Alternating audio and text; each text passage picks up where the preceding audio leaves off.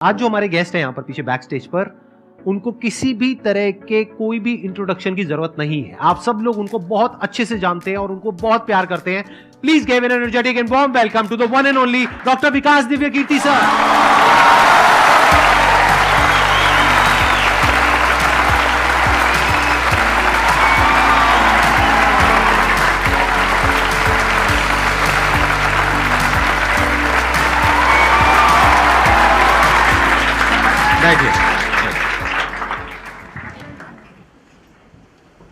मैं सबसे पहले आपको धन्यवाद देना चाहता हूँ धन्यवाद आपका आने के लिए। Thank you so much. क्योंकि जब से मैंने सीरीज शुरू करी है तब से हमारे कमेंट सेक्शन में कोई भी एक भी ऐसा वीडियो नहीं है जहां पर आपका नाम ना लिखा हो। कई बार मुझे ऐसा लगता है देख करके कमेंट सेक्शन को कि ये मैं अपने चैनल पे आया हूँ या आपके चैनल पे हूँ। मैं सोशल मीडिया पे बहुत कम एक्टिव रहता हूँ तो मुझे आइडिया नहीं था इस बात का, पर मैं थैंकफुल हूँ कि आपने बुलाया, इस लायक समझा कि मैं यहाँ पर आऊँ। सर प्यार बहुत करते हैं बच्चे आपको, मतलब इतना प्यार है जिसकी कोई हद नहीं है। मैं ठीक कह रहा हूँ गलत कह रहा हूँ? यस और नो? सो अब आप लोग जो चाहे जैसे चाहे इनसे क्वेश्चंस पूछ सकते हैं। सर लाइफ में जब भी कोई सिचुएशन आती है कि जिसमें दो रास्ते, एक प्रैक्टिकल और एक इमोशनल, तो बैलेंस आउट कैसे करना है? इमोशनल और प्रैक्टिकल में हमेशा विरोध नहीं होता है, कभी कभी साथ भी चल सकता है।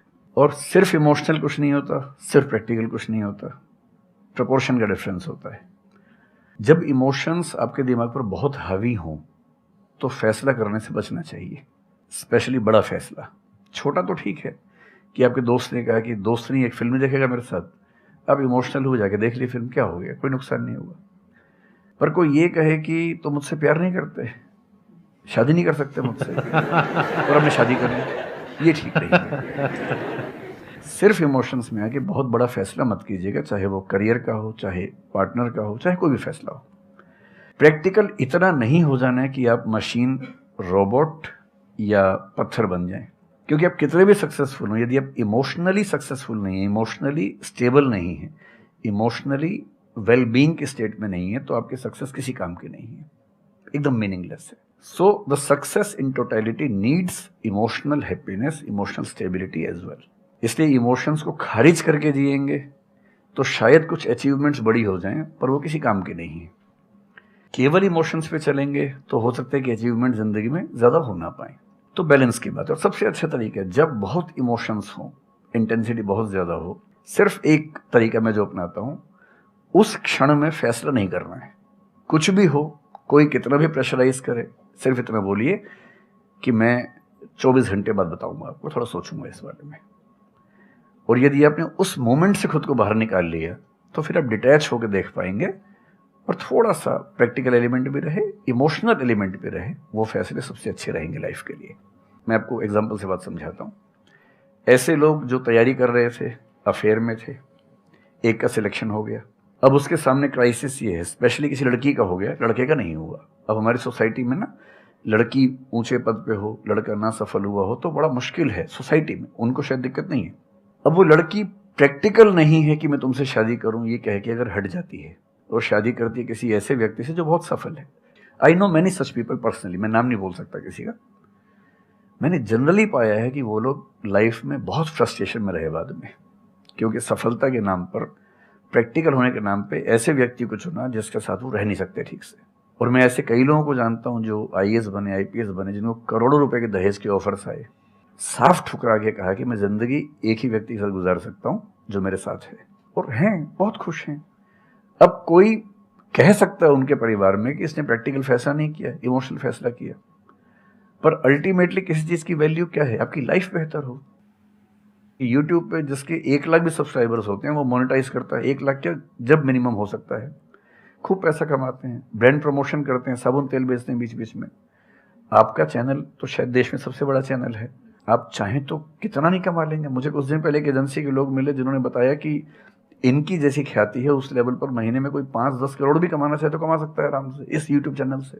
तो मैंने पूछा कि वो कौन सी चीज़ है जो आपको इतना मजबूत बनाती है कि आप नहीं इस रास्ते पर जाते। मैं वो जानने में इंटरेस्टेड हूँ।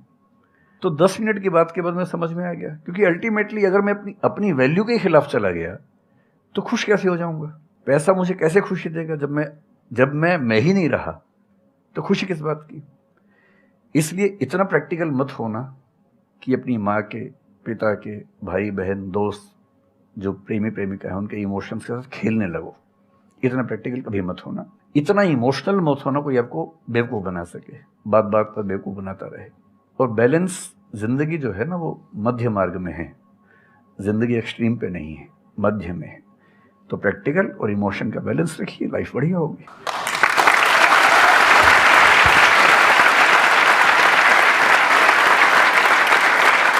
आपने सर इतने अच्छे से एक्सप्लेन किया, मेरे पास में कुछ है ही नहीं बोलने के लिए। यूजुअली मेरे पास में कुछ होता है ऐड करने के लिए, लेकिन आपने पूरा ही उसका ऐसा निचोड़ निकाल दिया। आपने YouTube पे इतना बोला कि सच में नहीं बचा होगा आपके पास। 6-7 साल पहले की बात है, मेरी एक स्टूडेंट थी जो सुसाइडल टेंडेंसी की शिकार थी उस समय।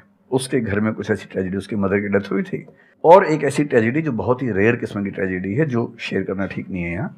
तो वो मेरे पास आई और मुझे लगा कि आज मैं पहली बार किसी ऐसे व्यक्ति से बात करूं जो डिप्रेशन में है और सुसाइड कर सकता है अगले 1-2 दिन के अंदर अंदर। अब मैं परेशान था कि मैं कैसे मैनेज करूं, और मुझे मोटिवेशन की ऐसी जानकारी उस समय तो बिल्कुल नहीं थी, बाद में थोड़ा बहुत पढ़ा। तो मैंने उससे कहा कि अच्छा तुम घर जाओ, मैं कुछ देखता हूँ। फिर मैं घर गया, नेट पे सर्च करना शुरू किया। करते करते मुझे आपका एक वीडियो मिल गया, अनस्टॉपेबल, शायद कुछ आपने एक वो बनाया था उस समय। तो मैंने वो थोड़ा सा देखा, 10 मिनट का। मुझे लगा कि ये जो है ना, ये इंजेक्शन है किसी मतलब डिप्रेस्ड व्यक्ति को तुरंत मोटिवेट करने के लिए। तो मुझे ध्यान है कि मैंने उसको वीडियो का लिंक भेजा। मैंने कहा देखो, जिंदगी अपने रास्ते पे चलेगी, ठीक हो जाएगी। जब जब मूड ऐसा हो, बहुत डिप्रेसिंग हो, सुसाइडल मन करे, उस समय वीडियो देखना ध्यान से, और कम से कम उस बुरे फेज से बाहर निकल जाओगी। और फिर मैंने वो वीडियो अपने फैमिली में भी 2-3 बच्चों को भेजा, जो बच्चे उस क्राइसिस में होते थे। तो मैं बहुत थैंकफुल हूँ उन सब बच्चों की जान बचाने में। क्या बात कर बड़ी भूमिका है। Thank you so much sir, it means a lot to me. ये तो आपने बहुत बड़ी बात कह दी सर, मेरे लिए बहुत बड़ी बात है ये। नहीं, कई बच्चों की जान बचाई होगी आपने ज़रूर। जो वो एक मोमेंट होता है, उस मोमेंट में कोई बचा ले तो लोग बच जाते हैं, वो मोमेंट क्रॉस हो जाए तो फिर चीज़ें बिगड़ जाती हैं। हेलो सर, नमस्ते। नमस्ते सर, बोथ ऑफ यू, मैं हमेशा से आप दोनों की बहुत फ़ैन रही हूँ। मुझे बस ऐसा लग रहा है कि मैं सपना देख रही हूँ, मेरे लिए रियलिटी नहीं है। मुझे बस आपसे ये जानना, मैं हर मतलब एवरी डे 8 से 10 आवर में पढ़ाई करती हूँ, बट मुझे कभी कभी बहुत डीमोटिवेशन आ जाता है कि होगा नहीं होगा, क्या होगा पता नहीं। देखिए, डीमोटिवेशन अगर आपको दिन भर में 1 घंटे आता है। नहीं सर, ऑलमोस्ट टाइम पढ़ाई करने के बाद 2-3-4 दिन के बाद ही होता है, कंटिन्यूसली नहीं होता। अगर महीने में 4-5 बार आता है और 1-1 दिन के लिए आता है, तो इसका मतलब आप एकदम ठीक हैं। अगर कोई व्यक्ति आपको ये कहे कि मुझे डिमोटिवेशन कभी नहीं होता, तो उसको इलाज की ज़रूरत है। आपको ज़रूरत नहीं है, क्योंकि जब आप अपने से बेहतर व्यक्ति को देखेंगे, आपको थोड़ा सा इन्फीरियरिटी कॉम्प्लेक्स आएगा, डिमोटिवेशन आएगा। जब आप अपने से कमज़ोर को देखेंगे, आपको सुपीरियरिटी कॉम्प्लेक्स आएगा, थोड़ा सा मोटिवेशन ज़्यादा हो जाएगा। जिस दिन टारगेट पूरा हो जाएगा, मोटिवेशन आ जाएगा। जिस दिन टारगेट पूरा नहीं होगा, डिमोटिवेशन आएगा। जिस दिन टेस्ट में आपके मार्क्स अच्छे आएंगे, आप मोटिवेशन के साथ लौटेंगे। जिस दिन खराब आएंगे, डिमोटिवेशन होगा। लेकिन ध्यान रखिए, जिस दिन आप मोटिवेटेड हैं, उस दिन आप वजह बन गए कईयों के डिमोटिवेशन की। लगातार मोटिवेटेड होना एक मेंटल इलनेस की निशानी है, और लगातार डीमोटिवेटेड होना डिप्रेशन की निशानी। इन दोनों से बचना है। तो डीमोटिवेशन की बहुत हाइप है, इतनी हाइप की ज़रूरत नहीं है। थोड़ा बहुत हो, एंजॉय कीजिए उसको। और जब जब लगे कि ज़िंदगी बहुत ख़राब चल रही है, तो मैं जो करता हूँ, अजीब सा लगेगा आपको, मैं कभी कभी शमशान घाट चला जाता हूँ। सर, मैंने ये सुनी है, आपने वीडियोस में भी कहा है। सच में चला जाता हूँ, या ट्रॉमा सेंटर चला जाता हूँ देखने के लिए। ट्रॉमा सेंटर में जाके 1 घंटा बैठ के आ जाइए, मोटिवेशन आ जाएगा। और शमशान घाट में जाके देख लीजिए कि हम जैसे हमसे कम उम्र के लोग वहाँ जल रहे होते हैं, तो लगता है हम जिंदा तो हैं। अगर मैं थोड़ा सा कॉग्निटिव लेवल पर बात करूँ, एक बहुत बड़ा साइकोलॉजिस्ट हुआ, उसका नाम है ब्रेंटानो, कभी सर्च कीजिएगा उसको। ब्रेंटानो ने ह्यूमन कॉन्शियसनेस को स्टडी किया, और उसने ये बताया कि ह्यूमन कॉन्शियसनेस की बेसिक नेचर है कि जो हमारे पास है वो हमें नज़र नहीं आता, जो नहीं है वो नज़र आता है। तो the consciousness of lacking something is the nature of human consciousness. इसलिए इसी बात को एक शेर में, बहुत प्रसिद्ध शेर में कहा गया है, दुनिया जिसे कहते हैं जादू का खिलौना है, मिल गया सो मिट्टी है, नहीं मिला वो सोना है।